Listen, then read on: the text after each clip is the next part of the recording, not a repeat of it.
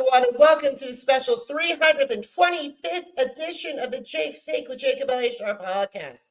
I'm your host, Jacob Elyachar, the chief content producer and writer of jakestake.com, a pop culture entertainment news website. If you're watching us on YouTube, please give us a thumbs up and please subscribe. And also, please download this episode and subscribe, and also give a 5-star rating for this podcast if you listen to any of our audio channels. 325, guys. Thank you guys so much for everyone who have listened to me along the way. And thank you so much to the incredible guests that I've had for the past episodes, and to also the publicists. Thank you so much for trusting my brand with your clients. And I hope there's 325 more episodes. That'll be 650. That would be amazing. All righty, guys. For this 325th anniversary episode, I want to bring up one of my favorite Disney aficionados. He is a Disney park aficionado. As of this recording, he has over 8,370 YouTube subscribers, and his content has been watched over 530,000 times on YouTube, and has nearly 15,000 followers on Twitter. So please help me welcome Drew the Disney Dude to the podcast. Woo, that's me. What's up? What's up? Hi, Drew. Thank you so much for coming on this special milestone episode. Well, thank you for having me on. Like you said, I'm always open to talking about Disney, especially with all the news we just got. So looking forward to talking to you today about everything. Oh my God. Tell me about it. It looks like several franchises are going to be flexing their muscles finally after all these years of begging us. Yeah, it's some of these announcements, I'm like, is this actually happening? But it is. So it's going to be fun to spend the next, 5 years covering all these projects. Absolutely. So let's start at the very beginning. So when did you get interested in Disney, Drew? And how did that passion involve the desire to pursue a career as a content creator? Yeah, so I mean, my love for Disney starts all the way back when I was a baby. My dad took me on It's a Small World for the first time when I was 2 years old. So I like to say that that's where my love for Disney started, back when I was, just coming onto this planet. And then growing up next to Disneyland, when I was a kid, definitely helped. And once my family moved out to Dallas, Texas, we lived out there for about a decade, coming out to Walt Disney World because it's a shorter, plane flight, and just we grew up next to Disneyland. So whenever you go to Texas and then you have Walt Disney World, it's easier to access. So Walt Disney World was definitely like the main place that we started to travel to, and then eventually ended up moving out here. Now we've lived out here for 6 years. And I think just being at the parks kind of led to me starting to share what I like about the parks. And I've always liked to share news and updates because that's, the new fun stuff that everyone's interested in. So kind of having the opportunity to share stuff in the parks on top of all the stuff that Disney's announcing, like what we just got with, D23 Expo, all that stuff combined, it's kind of turned into a happy accident, because like I never expected it to turn into what it is now. But to now have 15,000 followers on Twitter and to be able to share things from the parks and what Disney is doing and announcing, like I've said a few times, having the next 5 years set up now and another 5 years after that for this next decade, where they're going to be spending $30 billion on the cruise ships and the parks. It's very exciting times ahead. Absolutely. It's a very exciting time to be a Disney fan, especially with some of the announcements. But before we get to those announcements that were covered at D23, I would love to talk to you about some of your favorite Disney parks attractions and why do they stand out? Yes. Yeah, so right now my current favorite one is Tiana's Bayou Adventure, which is not going to come as any shock to anyone who has been following me over the last, 9 months. But I grew a very strong emotional attachment to Tiana's Bayou Adventure just from documenting it at Magic Kingdom. Like at the time of this recording, I've been to Magic Kingdom 70 times this year. So the majority of those 70 visits was specifically for Tiana's and to document the construction. And just from documenting all of the construction with Tiana's, I mean, like I just said, I've grown a strong emotional attachment to it, and I've gotten new cast members and Imagineers, and sharing all those things online, and then starting to meet people at the parks who followed my stuff online. I mean, just all those things, coming together, and then finally being able to go on the ride for the first time, and then actually loving the ride, because like I was covering it, but I didn't know what it was going to be. But then actually getting to go on it and then loving it is pretty cool. And that first ride was definitely one of my favorite Disney memories. Looking forward to this moment for so long while I was covering the construction, and then going on it was an absolute blast. So I definitely am heavily biased towards Tiana's just from my personal experience. But I know that that's unique compared to the average guest, just grabbing a boarding group and going on a random day in, September, for example. But there are a lot of other attractions that I love. I think my second favorite attraction all time would be Mickey and Minnie's Runaway Railway. I am a massive fan of Runaway Railway. specifically because the main Imagineer that worked on Runaway Railway, Kevin Rafferty, he's my all-time favorite Imagineer. He's retired now. My current favorite Imagineer is Ted Robledo, who's the creative director of Tiana's, and he did all of the expansion stuff over in Tokyo. So I think that he's starting to build his resume right now to maybe become a Disney legend one day. But like I said with Railway, Kevin Rafferty, no one ever talks about Kevin Rafferty and his impact on Disney, but his impact is incredible. He worked on Tower of Terror, Rock and Roller Coaster, Muppet Vision, Toy Story Mania, Runaway Railway, Cars Land. He's done so many things that he's not necessarily attached to in the public eye and perceived in how these attractions, came to be. But without him, we wouldn't have these things. Tough to Be a Bug, The Many Adventures of Winnie the Pooh. He's done all these things. These are all, for the most part, pretty low things. But Runaway Railway, it's pretty cool that was his last attraction that he did, and it's Mickey Mouse. And I love Runaway Railway just because of the vibe that it has. It's such an upbeat, happy experience, and it got an original song, and the original song is all throughout the attraction, and how they worked with, the teams like Chris Willis, who did all the Mickey Mouse shorts music. So I love Runaway Railway because of all the, connections it has to the Walt Disney Company, Walt Disney himself loving trains. So Tiana's and Runaway Railway, definitely a few of those for sure. But I'd say my number 3 favorite attraction would be Toy Story Mania. I'm definitely, I like to think about things on a deep level and try to figure things out. So that one kind of came naturally to me, just to wanting to get high scores. And I remember the first thing that I did when we moved out here was wanting to get a 500,000 point game on Toy Story Mania. So I was around like 300,000 points at my best games when we first moved out here. And then I went on it over 100 times to get a 500,000 point game. But just the competitive side of me, I loved arcades. I used to do arcade videos on YouTube before I switched to Disney content when we moved out here. So kind of combining the Disney theme park ride, Kevin Rafferty worked on that one too, with, Toy Story, one of my favorite, Pixar franchise. Toy Story Mania is definitely one of my favorites for all those reasons. But yeah, my top 3 would be Tiana's, Railway, and then Toy Story Mania. You picked some really cool rides, and I'm looking forward to riding Tiana, and I loved Mickey and Minnie's Runaway Railway when I went on it at Disneyland last year. It was wonderful being in Toontown riding it. And I also, for mine, I would also add Big Thunder Mountain Railroad, one of my all-time favorite road thrillers. Like, you don't know how that mountain can be. That mountain cannot be contained. And speaking of mountains, the Matterhorn is another one of my favorites, all-time favorites. And then most recently, Rise of Resistance, because I'm a huge Star Wars fan. And that is probably one of the best Disney rides of the late 2010s, early 2020s. 100% agreed. Yeah, Rise of the Resistance is, I love Rise, but I think that, like I said, a lot of my favorite attractions, it's because of personal things to me, and that's the exact reason why you love what you love, right? But Rise, it's one of those things where it's like, I feel like no matter how many times you go on Rise of the Resistance, you're never going to fully be able to process what they did with that. And like, I think they said that there's like 5 million lines of code that are all talking to each other with the ITS and the ride system itself. It's a masterpiece of Imagineering, and just seeing something like that, I hope that same level of quality and detail is what we get with these next projects coming up. And speaking of those next projects, a majority of those next projects were revealed at the legendary Disney 23 Expo. So you covered the 2024 Disney Expo, and what was your before you got there, you made a prediction video. So what were some? Yeah. Did any of your predictions came true? Why? And what were you satisfied with the predictions that came true? Yeah, so I think it's funny because like that, I did a predictions video like you just said, and in that video I was actually saying a lot about how at the time, this was long before the showcase happened, and I was very wrong on it. But Disney's language was saying that they were going to be making like a musical showcase, and the language and wording that they were using was concerning me because I wanted this showcase to be full of announcements, which we ended up getting. But before that, I was concerned that they were going to be making this too much of a show and a performance rather than a presentation, if that makes sense. But I'm very glad that I was wrong. So like in the sense of the overall video saying that I was worried about how they were going to do it, I was wrong about that. And I'm very glad I was wrong about that. Usually with the information and stuff that I share, I want to be accurate because I'm sharing content to thousands and sometimes hundreds of thousands of people around the world. But with that one, I was kind of like, hey, I don't want everyone's expectations to be up here. I don't want anyone's expectation to be out here. I just want to set like a realistic expectation. Like I said, though, very glad that I was wrong on the overall thing because it turned out to be the best thing that they've ever done, announcements wise.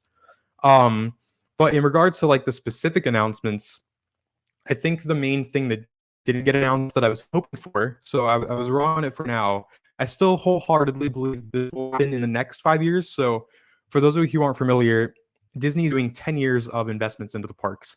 My understanding is that that 10 years starts with the beginning of fiscal year 25. So this will be going all the way through 2034, this next decade.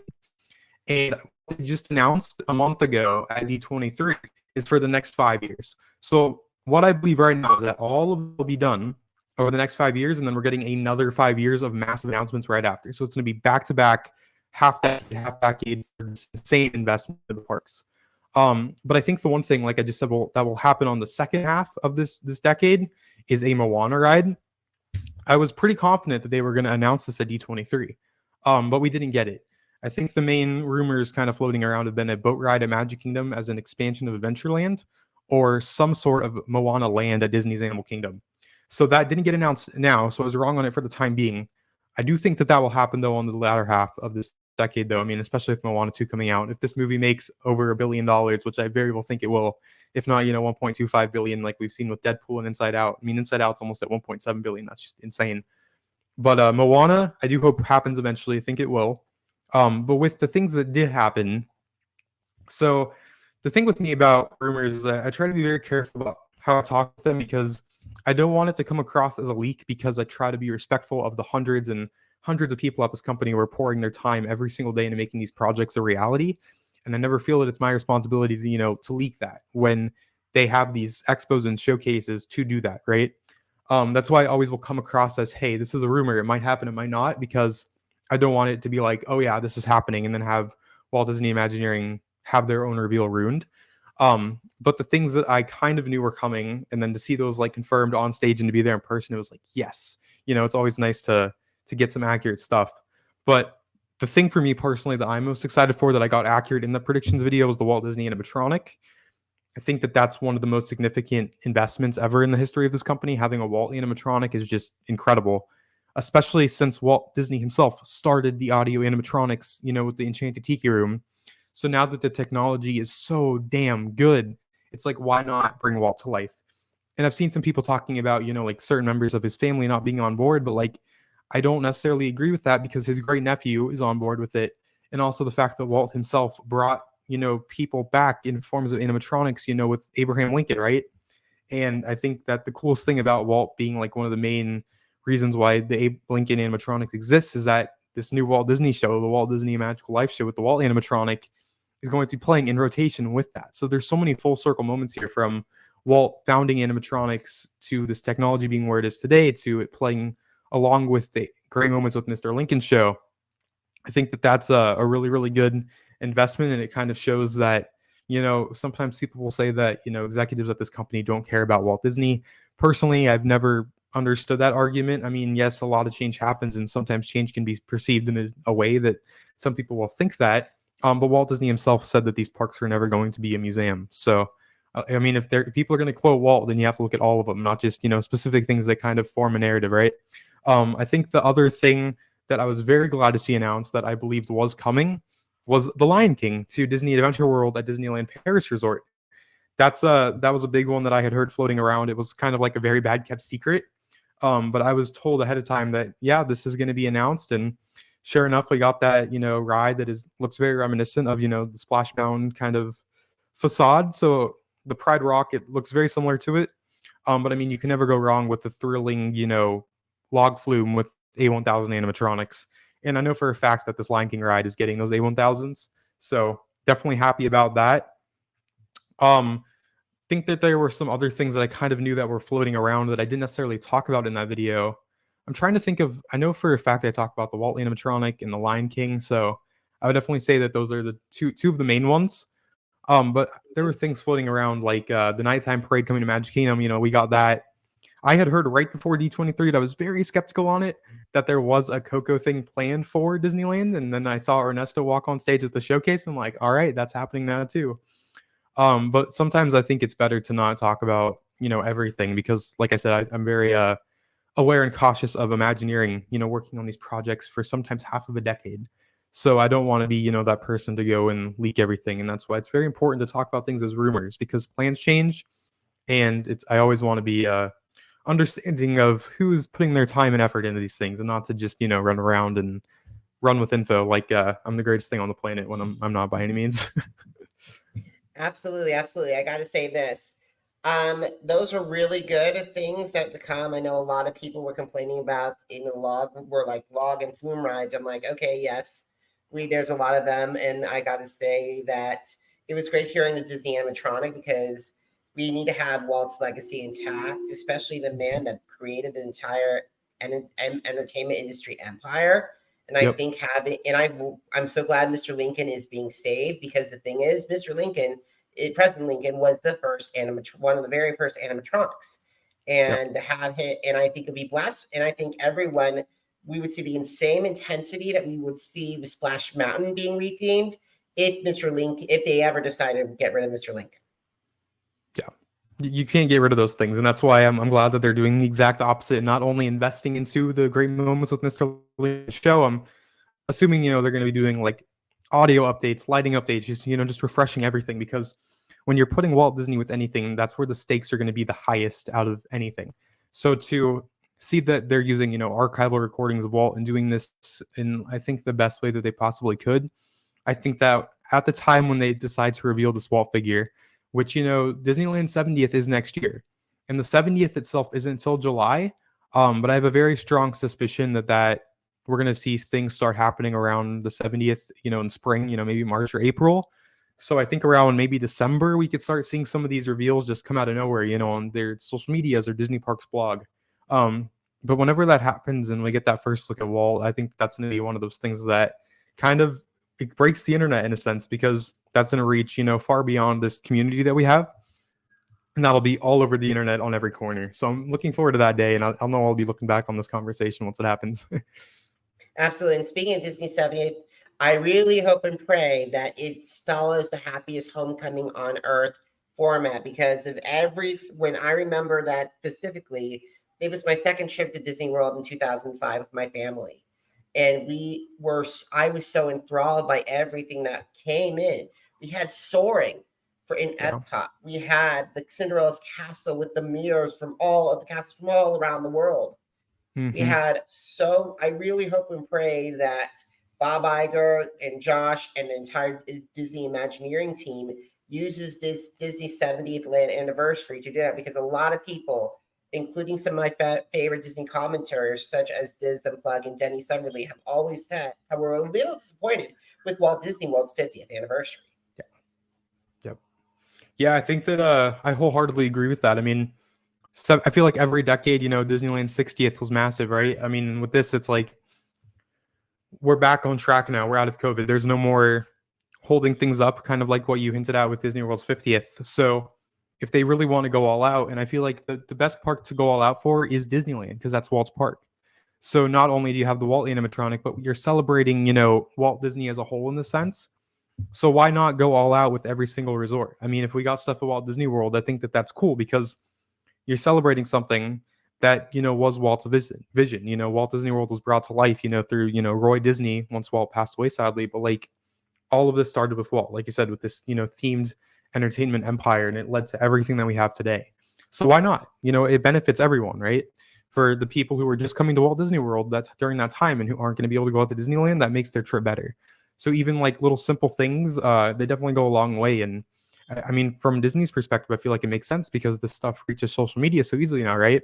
When everyone has a phone and they can just take a video or a photo and throw it up online in a few minutes, I feel like they get that return on investment, especially if you're hitting more parks than just Disneyland. If you're going around the world, then you're literally getting a worldwide reach celebrating Disneyland. And I think that would be a very appropriate and a great way to honor Walt's legacy for sure. Absolutely, 100% with you on that. I really hope Disneyland 70th is great and everything. But however, we got to do something, because we got to talk about the biggest shock that fans have had, that everyone talked about, was when the magic mirror suddenly appeared and it reminded Josh of an empty promise that he once had Disney 23 all those years ago. And officially, that Villain's Land is not just coming, but it will be at the Magic Kingdom near the end of 2026, 2027. So what was your reaction when this Villains Land was finally revealed to be at the finale of the Yeah, D23? that was one of the, like, I think kind of like a summary with this is like definitely like live posting when I was at the showcase. I was there as media. I went into this thing. I want to share the best, quickest, most informative updates out of this, out of anyone. That was my goal going into it. I'm glad that I was able to do that because, like, with like the Wi-Fi and stuff, I'm like, there's 12,000 people in here. Is that gonna happen? But thankfully, there was solid enough Wi-Fi to where I could post, and that was, I can confidently say that was the most fun I've ever had at an in-person event out of anything I've ever done before. Um, but like, Josh was wrapping up, and I'm like, damn, that was really good. Like, kind of like taking a deep breath in, and I was, on my phone like nonstop. Like, I didn't really get to enjoy it, but I'm okay with that. I just wanted to share the stuff because I know that if I wasn't there in that room, I would want someone to be sharing updates like I was doing. So I was taking myself out of it and just doing things for, the internet. But whenever I saw those flames, just shoot up out of nowhere, I vividly remember I was like, I got to get a picture of that. And it's funny, one of the pictures I have, one of the flames was like blocking Josh. So all you can see is the flames in the mirror. Josh, it wasn't even visible. But I knew that whenever that happened, that Villains Land was happening for sure. Like, there was nothing else that it could be. So I put out on Twitter a picture of that, and I said Villains Land in all caps with like 5 exclamation marks. And that was before where he said it was coming to Magic Kingdom, but like we knew it was coming to Magic Kingdom at that point. Like, there's no Monsters Inc. had already been announced for studios at that point. So I know that there were some rumors floating around for, villains coming to studios, but I'm like, at this point, it's got to be Magic Kingdom. But that was so cool, and I really did like how they incorporated the music into the announcements and how it actually all felt very cohesive. Like I said at the very beginning of this, I was concerned that it was going to be so much focus on music that the announcements were going to be overshadowed by that, and we were all going to be disappointed. I was so wrong. But like you said, the villains thing, it's like, it's crazy to have that confirmed. The thing about the villains area that, like, I'm a little bit hesitant on is that, is it happening? Is it greenlit? Is it going to be funded and built within the next 5 years? Yes, no questions asked. The thing is that this reveal came with a very early blue sky piece of concept art. So, well, it's happening, and the plans are being drawn right now. The concept art they showed us doesn't really tell us what it's going to be. Like, yes, is the Maleficent, castle layer thing going to be a part of it? In that piece of concept art, that seems pretty likely. Like, there's some things in this concept art that probably will happen. But like, once we get the final concept art where it's actually like set in stone, it's not going to look anything like this one piece. But Josh in person on stage said that there's going to be 2 major attractions. So I'm hoping that these are 2 incredible e-tickets, and they are going all out to the level that we know and love over at Tokyo Disney Resort, right? Like with Fantasy Springs, where we have seen Anna and Elsa's Frozen Journey, one of the greatest flume rides ever done. Like, that ride is insane. I feel like we can confidently say that from the videos because it's a very bright attraction, and the animatronics, and not to go off on a tangent about Tokyo, but like, Villains Lane needs to be on that level, right?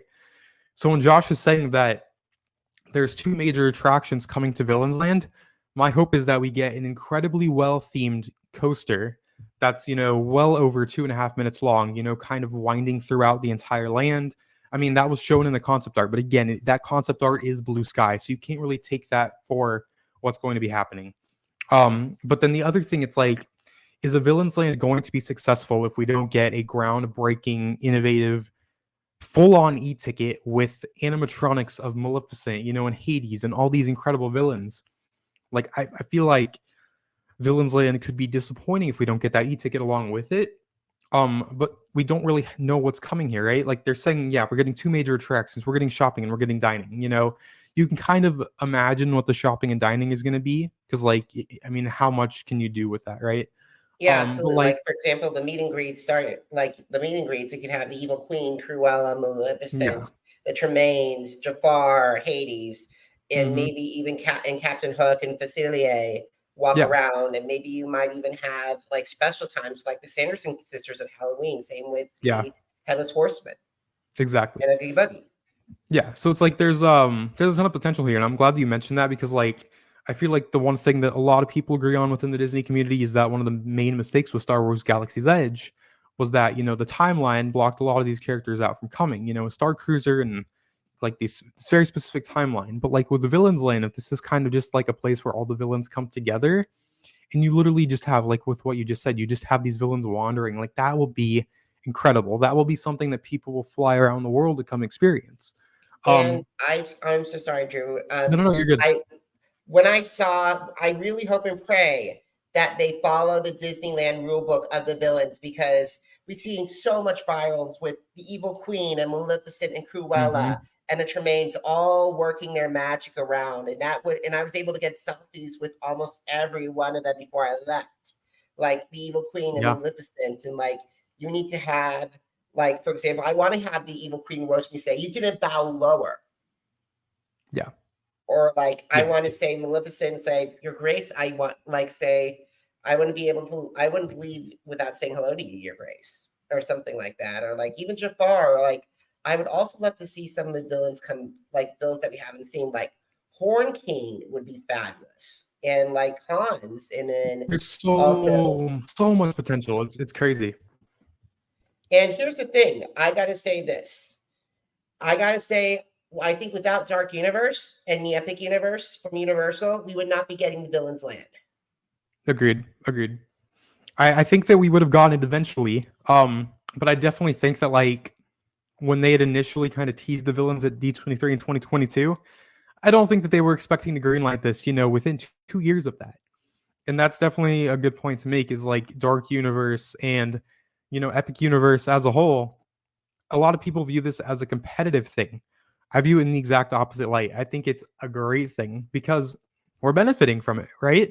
Like you just said, we probably wouldn't be getting Villains Land right now and that Villains show at Hollywood Studios right now without, Epic Universe. So it's a great thing. We have Epic Universe, this 100-acre park. That's going to be fantastic, for everyone to experience. And then we have, Disney stuff coming right after for the next 4 years, after 2025. So it's not, from the companies, it might be viewed as competitive, but for us as the consumer, it's a massive win. So I look at this from along the lines of, we win from it. So why would I, view it in a bad way? This whole Disney versus Universal thing is ridiculous, in my opinion. I'm like, good, we get Universal, who is on an incredible level of themed entertainment now. Like, they have kind of caught up. And we get all this incredible stuff from Disney. So heck yeah, you guys keep going at it, and I'll continue to enjoy everything that you all are putting out. I agree. And I also got to say this. I'm very excited because, especially when in Universal, we've heard rumors that Emila Stoughton is going to play Dolores Umbridge one final time in the Harry Potter ride. I really hope and pray, if I was Bob Iger and tomorrow, I would sit down with the agents of like Glenn Close to play as Cruella, Lana Parrilla as Regina the Evil Queen, and maybe Jonathan Freeman's Jafar, and and Angelina Jolie's Maleficent, or maybe Kristen Chenoweth if you can't get her. Play those villains one more time, or Queen Latifah as Ursula, or something like that to play. Because the thing is, I think that would make villains great if they had like an interaction with these villains, like if they do a screen. Because I know everyone's terrified of the screen, but if you can do properly and bring those characters, especially Bette Midler, SJP, and Kathy Najimy are walking at the heels for some kind of Hocus Pocus 3, but seeing all three of them would be in this Villains Land, and like in this Villains Encounter maze or something like that, or even get Christopher Lloyd as Judge Doom for one final time. That's potential. Like, yeah, it costs money to get all these actors, but I think the fans would have so much fun, like saying like with the villain interaction. Agreed. And that's I think that's another good point to make, is something that I necessarily haven't thought about, is like, how are these villains going to be brought to life, right? Like, we've seen Disney work very closely alongside, Walt Disney Animation Studios. So are they going to be using, the digital media to bring them to life through, original, hand drawn or 3D animation? Or would it be with these, actors and actresses, like, reprising their roles? And then you have like the animatronics, to where they could literally create these characters in the real world for the first time and kind of bring them off the page and off the screen. And I know that those would probably go down as the most, beloved animatronics of all time. I feel like that those would be like the most breathtaking, like just seeing an A1000 Maleficent, with flames going around you, maybe as you're launching on a roller coaster or quickly moving through a scene on a dark ride. Like, that stuff would be mind blowing and would, go so viral online, it wouldn't even be funny. But I definitely think that that's an interesting conversation to have, is how are these villains going to be brought to life? Is it going to be through, the actors and actresses reprising their roles? or will this be through animatronics and animation? Personally, I would prefer the animation because when I think about these villains, I think about the original films. But I also know that there's a massive audience for those characters who likes them through, those people playing them. So that'll be very interesting too. But that's the thing, is kind of like I hinted on, we don't know what this is going to be yet. So it's like, is this going to be an 8-acre area, in Magic Kingdom, and like the current footprint of where the back half of the Rivers of America is? Yes, but how are they going to utilize that space to make this something that's worthwhile? Because like if you look at like, even the Tropical Americas, Dinoland right now is 11 acres. So like the Tropical Americas is bigger than Villains Land, which is crazy to think about. But again, it's just, like how they're kind of keeping everything in the boundaries of Magic Kingdom where the train track is, and using the land that's more suitable right now. I totally understand that. But again, it's like, could you maybe expand one day beyond the train track to have something else? This is Villains. You can't mess this up. You have to get this right. And it's going to be very interesting to see how they kind of reveal this stuff and if it lives up to our expectations, because it has to be right. You can't backtrack on this. It has to be an insane investment, Tokyo level, groundbreaking rides, and hopefully we get some stuff that's loved by everyone, where there's no negativity. That's my hope. And one more thing with the villains, I implore them to make sure that they go outside the box, or something like Ursula and Scar, two massive villains that can be walkabouts. Because the thing is, those are the most popular villains of two of the biggest franchises. And not having them there is very shocking, especially Scar running around. Like, it'd be nice seeing Scar and Hyenas if you can use a little bit of combine both Disney Imagineering with some of Julie Taymor's designs. That would be epic. And for Ursula, I gotta say, it'd be really cool to have a cast member as Ursula who can play the Queen, that could channel their inner Pat Carroll, or their Queen Latifah version. Yeah, wholeheartedly agree. And I know you mentioned it earlier, but like, again, we have Mickey's Not So Scary Halloween Party in Magic Kingdom too, right? So like, could that have played into their decision to bring villains to Magic Kingdom, because they know that they can turn Mickey's Not So Scary Halloween Party into this massive thing that like people, like right now, like would I buy a ticket to Not So Scary? Probably not. I love Not So Scary, but I don't think it's worth, $170, on some of these days when it gets closer to Halloween when you want to go. But like, if they make Villains Land something with Not So Scary, where it's like everyone wants to be there for that, because you have everything going on in the party, and then you can walk into the back left corner of Magic Kingdom and you have Villains Land during a Halloween party, like that's, nobody would want to miss that. So how are they going to incorporate, villains into Not So Scary? And could that have played into decision making, to do this now to make, even more money off their investment? I think it's wholeheartedly possible. Absolutely. It's definitely something like, and like the thing is, same with not just with Mickey's and the Villains Land, but also not the Dark Universe and Halloween.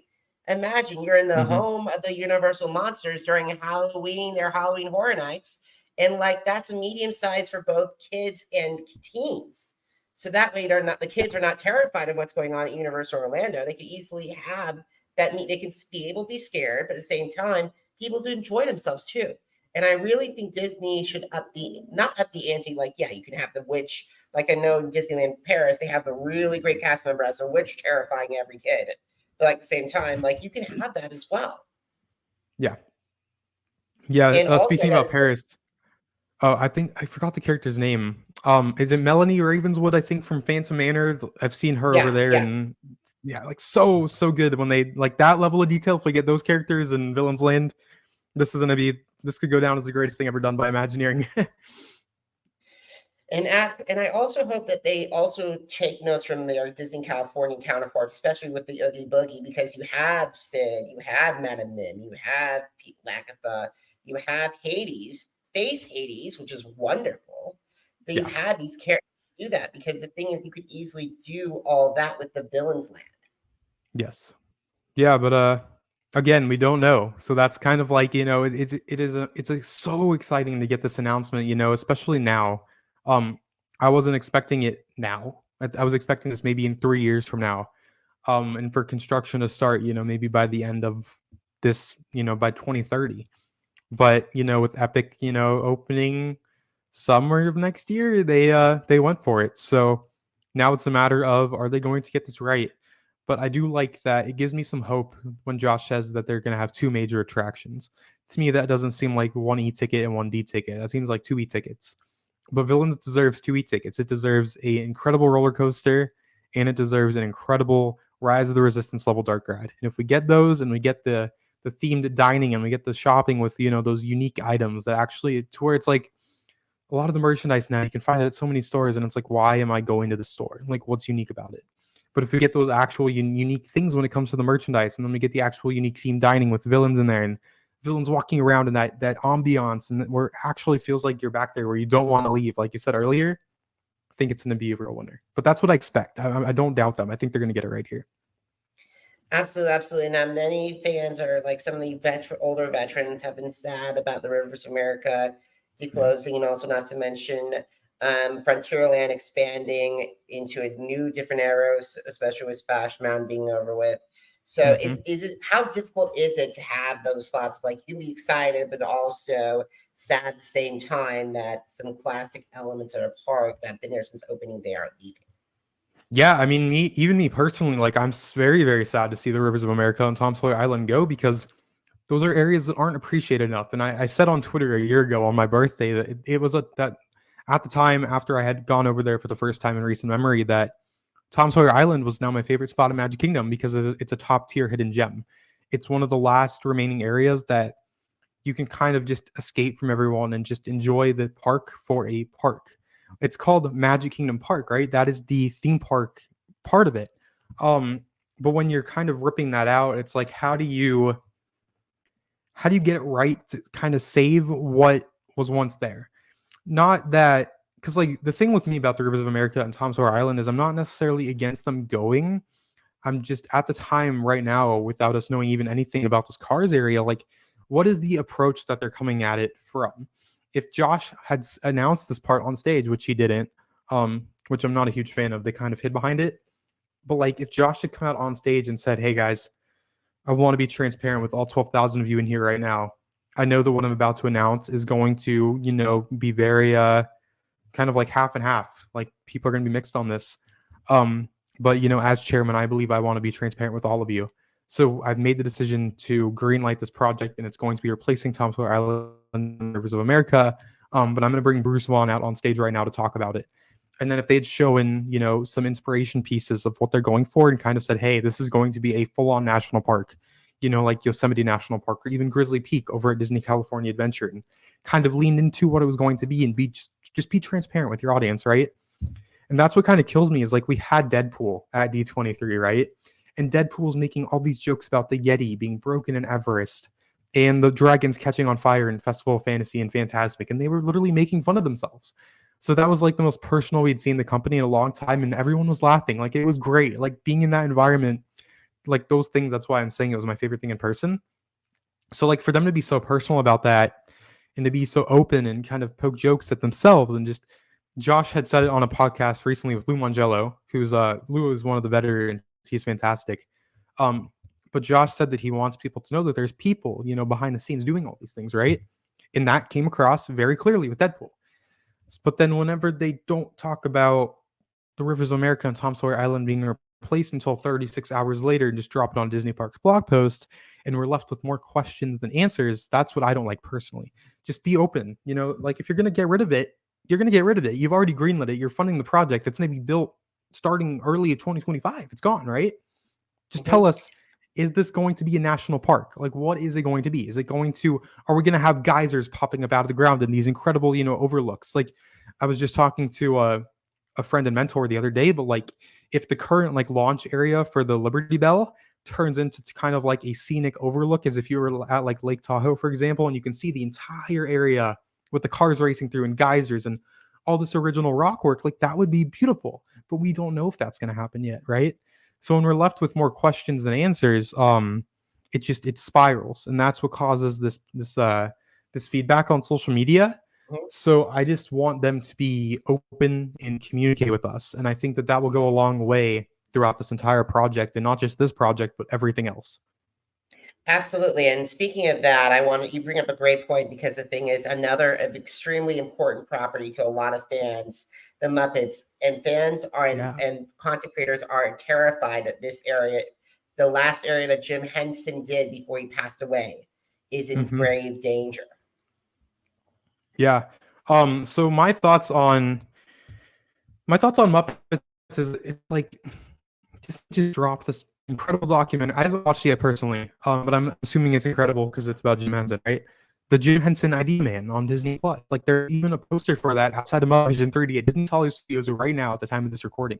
So it's like, can you say that the Muppets are important to this company? You know, from the Walt Disney Archives to what Jim Henson did to like what you just said with this being the final film that Jim Henson directed and performed in as the voice of Kermit, and then get rid of it. It's like personally, I know a few people have already talked about this, but this is not just me taking that idea. I personally believe this because of the concept art that we got. So the concept art that Disney officially released, there's 2 different versions and variants of the Monster Inc. Monstropolis, Disneyland coming to Hollywood Studios. One of them looks like it's replacing Muppets, but if you look at that concept art, there's the artist's signature. It says it was done in 2020. But the other one looks like it's going to Animation Courtyard. So the reason why I think that we don't know where this area is going yet is because I firmly believe the Walt Disney Imagineering actually has plans developed, one for the Muppets replacement and one for Animation Courtyard. And I think that the reason why Disney might not have announced where it's going is because they actually wanted to see the fan feedback. And that might lead them to putting it in Animation Courtyard over Muppets right now. The thing is, though, I do not think the Muppets are safe for this next decade of, the investment that they're doing. Even if Muppets survives Monstropolis, I don't have any information on this. This is 100% speculation. I'm not going to pretend I know.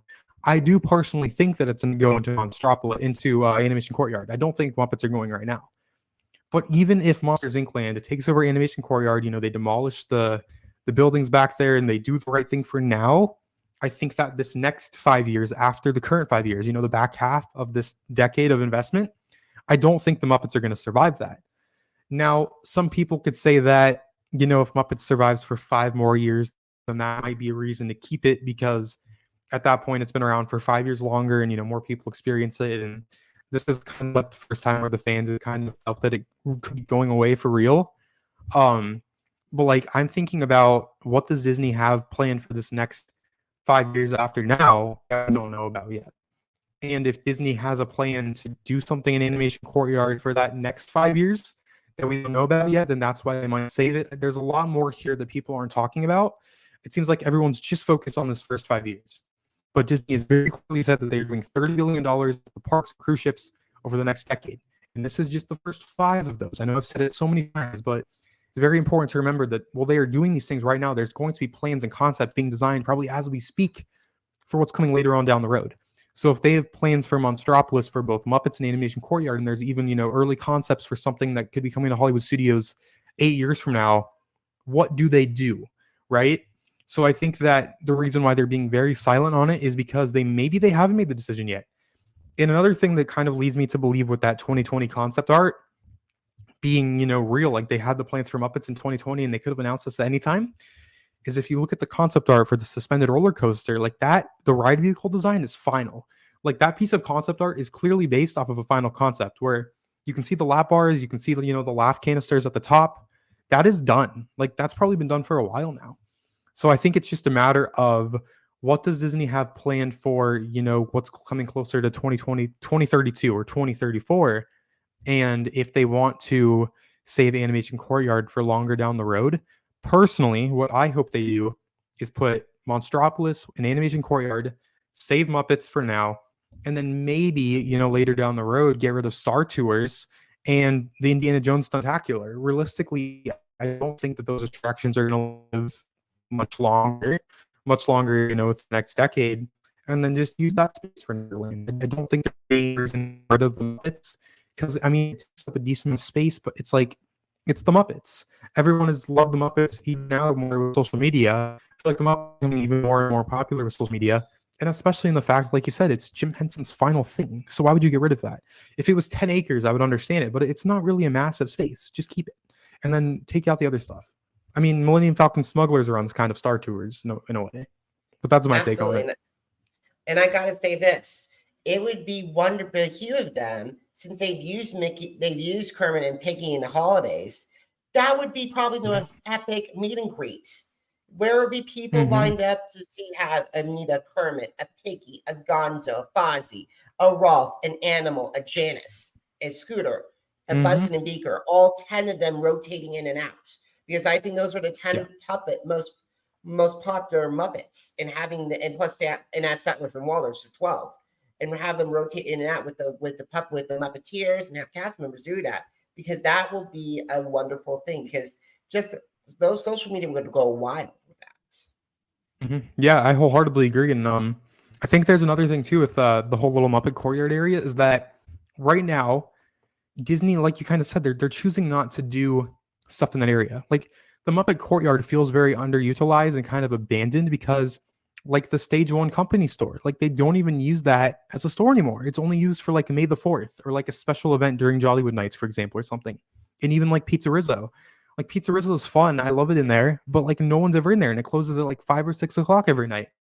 And like Mama Real Rosa's, restaurant, like it's never, no one ever talks about it.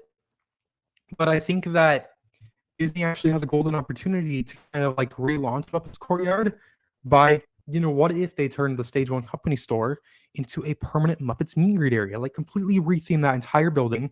You could even use a virtual queue system for the meet and greets, right? Because there's not a ton of space back there. And then give Mama Melrose's, turn that into character dining, give it a brand new menu, make people want to go there. They could even do something at Pizza Rizzo with Rizzo going in there, meeting guests. Like, give us a reason to want to go back there. And if you give us a reason to want to go back there and it starts, trending on social media and people start going there again, then you really have no reason to get rid of Muppets Courtyard. And they could even remaster Muppet Vision, right? Remaster Muppet Vision, relaunch it, go all out on social media, and they could literally do it themselves. If Disney's going to say that there's no demand for this area, a lot of that's on them. People love the Muppets. Just give us a reason to talk about it. And if we talk about it, then there's no reason to get rid of it. That's what I believe. Absolutely, you hit the nail right on the head. I really hope they listen. If Josh D'Amaro and his team are listening to this podcast, please take our ideas in consideration, because the Muppets are so generational and intergenerational, and everyone would have. And I know a lot of people would revolt if Kermit, Piggy, Gonzo, Fozzie, and Animal and the gang are not at Hollywood Studios anymore, because they would not be, a lot of people would not be very happy and sad. Agreed. And another thing too is like, not to go on a Muppets rant forever, but like these are things that I want to talk about. I just don't get to talk about them, so being able to talk to you about it is nice. But like the Muppets are under Disney. It's not like it's this third party thing where they don't want to pay the licensing to anymore. Like Walt Disney Imagineering has full control of the Muppets. Disney Live Entertainment has full control of the Muppets. So why would you get rid of your own IP, which goes against everything that they've been doing as a company, right? Like Rock and Roller Coaster, for example. My personal expectation is that Rock and Roller Coaster will be reimagined as a part of this 5 years. We just don't know about it yet. I think what's going to happen is that if I had to take a wild guess right now, I think that Monsters Inc. Miniland opens summer or fall of 2028. And then once you have a new coaster at Hollywood Studios, then you take Rock and Roller Coaster down because you have that capacity and you can reimagine it to either your own IP or something original. It would probably be an IP with how the company is now, we all know that. But like getting rid of that makes sense because it's not Disney's IP. And Aerosmith, they're not even touring anymore, right? Like Steven Tyler just had a vocal injury and they're done. So that would make sense, especially after you have a Monsters Inc. coaster online. Like that would be great for capacity if they do a standby line, because people being in a standby line takes people out of walkways and that'd be nice. But the Muppets is Disney. So why would you get rid of your own IP, especially when people love it right now on social media? I don't see it happening, at least right now. But if it survives this 5 years, then I hope that it would survive the next 5 and the next 5. And, it becomes untouchable, which I don't like using the word untouchable anymore because it doesn't seem like anything's untouchable anymore. I mean, Splash Mountain's gone and the Rivers of America and Tom Sawyer Island are about to be. But yeah, I mean, I think you can kind of see where I'm coming from with that, right? Don't get rid of your own IP. It just doesn't make sense. And plus, and also we have one more family that is part of Disney now, thanks to Fox, The Simpsons. And we know that Universal's rights are slowly dwindling something tells me the Simpsons may find themselves in Hollywood studios one way or the other. Yeah, I think that'd be fun. I mean, I think a dark ride with, animatronic Simpsons would be cool. And I feel like The Simpsons is like that one Fox property that could kind of fit into Disney, right? Like we've seen like Star Wars and Marvel kind of like fit in now, and people associate them with the Walt Disney Company brand. And I feel like if there's any franchise that would kind of fit in, it would be The Simpsons and Ice Age. Like those are the two that kind of I'd be like, yeah, I could see that happening. Um, but yeah, why not, right? There's so much space at these parks. I mean, I'm kind of even like concerned one day about Fantasmic. Like, I love One of the Fantasmic, and I greatest think that that's shows of all time. It is probably one of yeah, the like greatest. it is. I don't think it is. I would say it is. Fantasmic is incredible, but like there's a lot of land back there. Like if they got rid of like the Beauty and the Beast stage in Fantasmic, like you could put two more lands in there. It's like where do you draw the line? Do I want that to Yeah. happen? No, I do not No, want that to happen. I Fantasmic and love Beauty Beauty and and the the Beast Beast. are two Yeah, cornerstones to Hollywood studios, and agreed. I'm glad they re-upped it with Aladdin and Moana and Mm-hmm. Elsa and Mulan. But we need to see more villains. Maybe Facilier, or maybe have you with or have Frollo have Hellfire. Maybe have a wacky combination of Madame Mim and Hades. But Yeah, like no, the I thing wholeheartedly is, agree. but I here's don't the want that thing: to go. we need to extend the villain section a little bit, because the thing is, not having Frollo there, and maybe even have like something like a giant Ursula, or maybe having Hades walk on, and maybe a Madame Mim or something like that for comic relief. But having the Yep. villain section extended to match, not to bring in, because having Keith David do Facilier and just do friends on the other side, like just transform how they transform so far to Facilier, and then go into Hades, and then bring in Chenbert, and then basically bring in Maleficence. That would probably be the best way to improve the villain section of Fantasmic. But Yeah, and getting I rid of mean, Fantasmic is a big slap in the face to Disney nighttime fans. yeah, I don't think it's gonna happen. But it's like my mind's kind of going like, what could happen now? It's like I never expected Splash Mountain or Tom Sawyer Island or the Rivers of America or Dinosaur to close, and they're all gone. So it's like, I don't want those things to go by any means. I love the Beauty and the Beast show. I've started to like it a lot more recently because I can appreciate it now. And I love Fantasmic. Like that show is just, it's so good. But like, I mean, I like what you said about the villain stuff. I mean, something that we haven't talked about yet is that we're getting, that villain show at Hollywood Studios, which kind of came out of left field, that's replacing Lightning McQueen's Racing Academy. But I actually like that they're getting rid of Racing Academy to do this show, because I think that this villain show will tie into what we said earlier about those walk around characters in the entertainment in Villains Land. And if this villain show coming to Hollywood Studios in summer of 2025 gets really good ratings and it gets that good attendance like they're expecting and hoping, then I think that that's gonna cause, that investment going into Villains Land will stay where they expect it to. And I also think it's good because that little racing academy right now, it's a valuable part of the park. It's far off, but I say it's valuable because if you have, a couple thousand people back there all day, then that makes the rest of Hollywood Studios more enjoyable by taking people into that part of the park where no one is now. So it'll be very interesting to see how villain show kind of acts as a test for, they're kind of testing the water. When construction starting on Villains Land, they still have time to adjust plans if needed.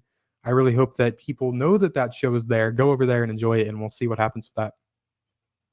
I know. We could talk Disney all day, but we got to start winding down our conversation. So, Drew, where can my audience find you on social media? Yeah, so my main platform is X, formerly Twitter, at Drew Disney Dude. My thing on here says Drew the Disney Dude, but on X there's like a character limit for your username, so it's just Drew Disney Dude over on X. And then on YouTube, like you said at the top of this podcast, on YouTube I am Drew the Disney Dude. On TikTok I'm Drew the Disney Dude, and on Instagram I'm Drew the Disney Dude. So X is the only one where it's shorter, but the other ones are all Drew the Disney Dudes. So find me. Awesome. So, guys, if you missed an episode of the Jake's Take with Jacob Elyachar podcast, visit our channels on Amazon Music, Apple Podcasts, iHeart, Podchaser, Spotify, Spreaker, Jake's Take with Jacob Elyachar, JACOBELYACHAR. Now, are you on social media? Because I'm on social media too. Facebook, Instagram, Threads, Twitter, TikTok, and YouTube. all Jacob Elyachar, JacobElyachar. Want to find out what's going on with America's Got Talent? My take on a Disney 100 exhibition that visiting Union Station in Kansas City. Visit jake-shake.com. Once again, jake-shake.com. Drew, thank you so much for being part of my 325th anniversary episode. And I would love to have you come all things Disney, talk all things Disney World as the projects are working on. Constructions. Yeah, absolutely. Thank you so much for having me on. This has been like my first, big opportunity to talk about everything since it's been announced. So it'll be fun to come back on this conversation, once we start seeing some shovels in the dirt and some new things revealed. Hopefully what we talked about happens and Muppets doesn't go away. That's one of the big things there that I hope that we are right about. But yeah, thanks for having me on. Congrats on 325 episodes, and I look forward to coming back one day. Absolutely. And guys, thank you so much for watching. Thank you so much for listening. And for the 325th time, goodbye.